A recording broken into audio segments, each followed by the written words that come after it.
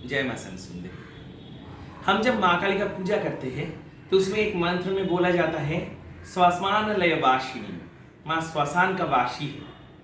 इसका मतलब क्या है? इसमें तो कोई कोई बोल भी देते हैं कि हम सब जो संसारी है उनके लिए माँ मंदिर और घर में ही रहते हैं, और दूसरा दूसरा एक टाइप का भक्त के लिए वो शमशानवासी है। हम तो मानते हैं कि दूसरा टाइप का भक्त कोई होता ही नहीं। अगर तंत्र का बात करिएगा तो तंत्र का असली मतलब है अबाध प्रेम, जिस प्रेम में कोई बाधा ना हो। तो ये प्रेम तो हम सब कोई कर सकते हैं, इसलिए संसार छोड़ा भक्त ऐसा अलग कोई भक्त का टाइप नहीं होता। तो असली बात है, माँ को क्यों शमशानवासी बोला जाता है, इसका मतलब यही है। इसके लिए आपको उस समय में जाना पड़ेगा जिस समय मुसलमान साम्राज्य भारत से शेष हो रहा है और ब्रिटिश साम्राज्य शुरू हो रहा है। उसी समय एक संप्रदाय का उद्भव हुआ था, उसे शाक्त पदकर्ता बोला जाता है। उसी शाक्त पदकर्ता में से एक जो उनका लिखा हुआ एक पद, उसमें बोला जा रहा है कि छारे सुख कैलाश माँ श्मशाने करें बास, मतलब सुख का कैलाश छोड़ के, सुख का संसार छोड़ के माँ शमशान में आके बसवास कर रहे हैं। शमशान को हम सब कोई बोलते हैं ना कि शांति का जाएगा, लेकिन सबसे बड़ा बात क्या है जानते हैं? ये हम सबको बोलते हैं एवं हम सब में इस भाव का जागरण होना जरूरी है कि अगर धर्म ग्रंथ कुछ है, अगर जगत में सत्य कुछ है, तो है हमारा ये विवेक, ये बोध, ये चिंता, ये चेतना जो ईश्वर हमें दिए है। यही सबसे बड़ा धर्म ग्रंथ जिसके द्वारा हम सत्य का उपलब्धि कर सके। तो उसके द्वारा सोचिए कि शमशान क्या शांति की जगह हो सकते हैं?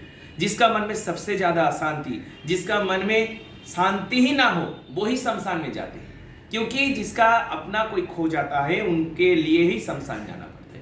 तो शमशान तो कभी शांति का जगह हो नहीं सकता। यही है असली बात।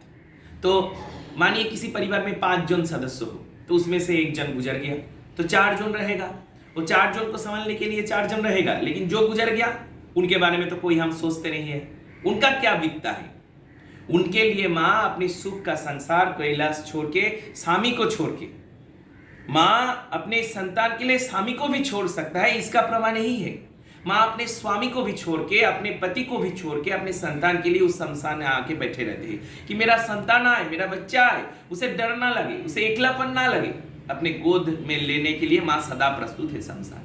इसीलिए माँ उतना दुख कष्ट सह्य करके, जहां पे सिर्फ रोने का छोड़ के और कोई भी आवाज नहीं आता, कभी भी हंसी का आवाज जहां से नहीं आ सकता, वहां पे माँ बैठा रहता है अपने बेटा को उस दुख से, उस कष्ट से, उस एकाकित्व से मुक्त करने के लिए। ऐसा ही दयामयी हमारे माँ। इसीलिए जो परम सत्य है, जो निर्विकल्प है, जो निराकार है, जो अनंत है, उनको हम मातृ रूप में पाते हैं काली पूजा के द्वारा। इसीलिए काली पूजा करिए और माँ का संतान बनिए, क्योंकि हमारे माँ जगत में सबसे दयामय है, सबसे प्रेममय है।